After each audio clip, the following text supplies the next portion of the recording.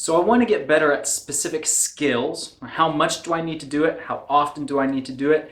This video is going to answer your questions.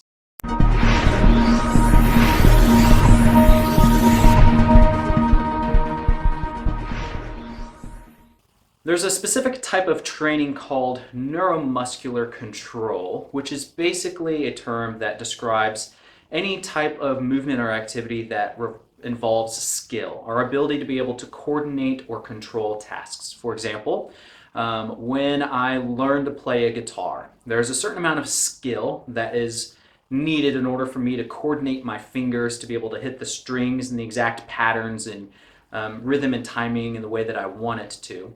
Another example would be balance. Anytime I stand on one foot, there's a certain amount of skill or coordination that allows my brain to be able to coordinate my muscles to keep myself upright as I'm standing on one foot. Almost every movement that we do involves some sort of skill or some sort of neuromuscular control. My brain telling my muscles how to function, when to function, and in what speed we need to do it. And so there are ways that we can improve neuromuscular control. Now, this is different than strength. Strength is our ability to be able to take a muscle and produce a certain amount of force.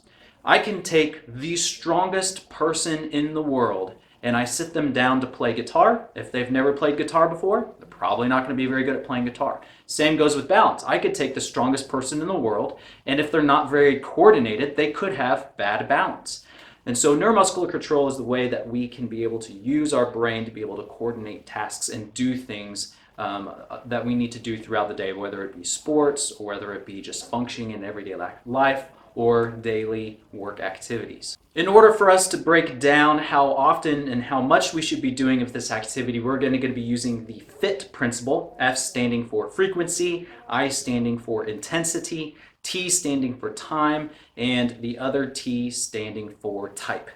The first of the acronym is F, which stands for frequency, which means how many times a week we should be doing a certain skill activity. And this really depends on the skill that you're trying to achieve. If the skill you're trying to achieve demands a lot of strength out of you or demands a lot of effort from you, then you may only be able to tolerate a couple of times a week. It's been recommended you get at least twice a week if you're trying to develop a skill, so that way you can be practicing your craft or whatever you're trying to do, but at least twice a week or up to 7 times a week, just depending again on what type of skill you're trying to develop. If I am working on improving my guitar playing abilities and I'm trying to develop that skill, well, it's not very physically demanding of me, so therefore I can practice that literally every day, probably for a good portion of the time during the day, and it's not going to exhaust me.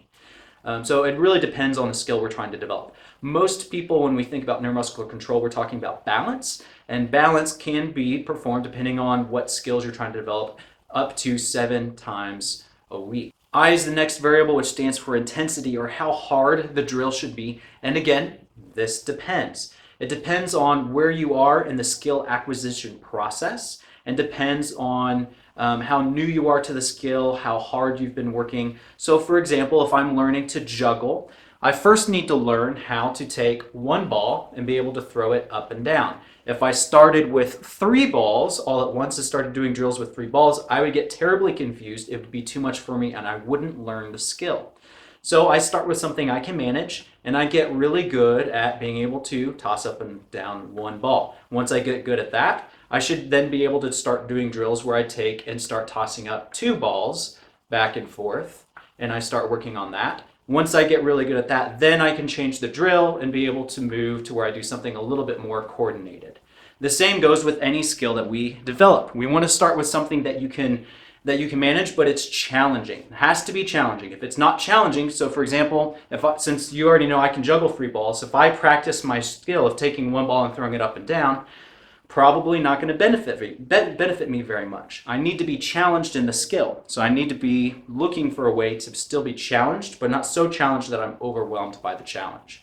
The same goes for balance. So if I have a difficult time balancing, well, how much skill do you have? Is it hard for you to just stand up with your own 2 feet out of a chair? If that's challenging for you, great, let's start there.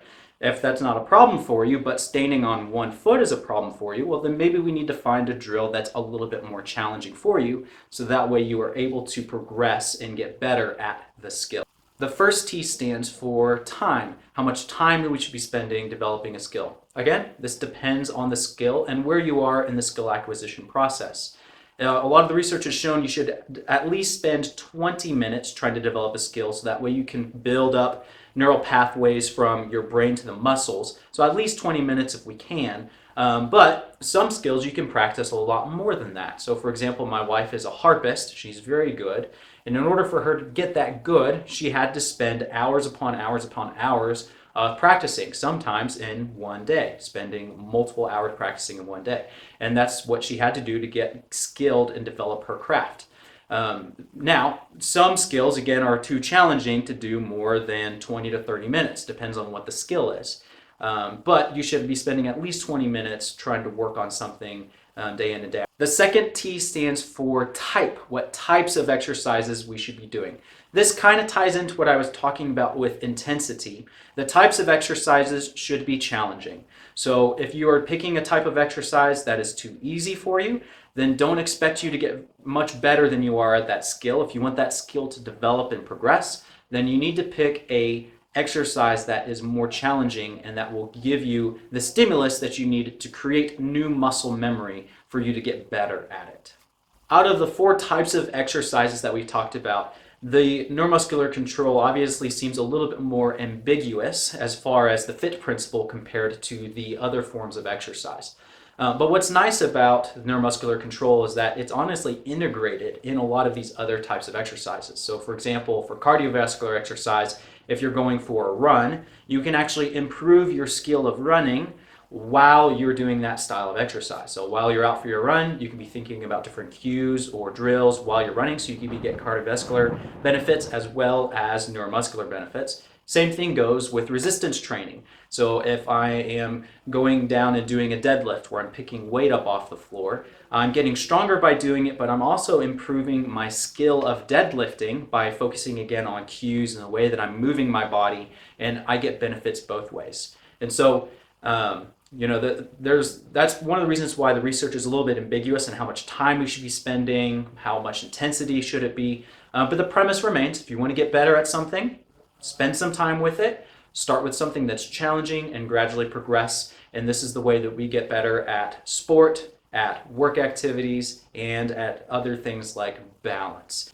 I hope you guys liked the video. If you liked it, go ahead and give us a thumbs up. And if you guys have any comments or any questions regarding anything that we talk about during these videos, leave those down in the comments description, and maybe we'll do some follow-up videos on those comments. I hope you guys enjoyed it. You guys have a great day.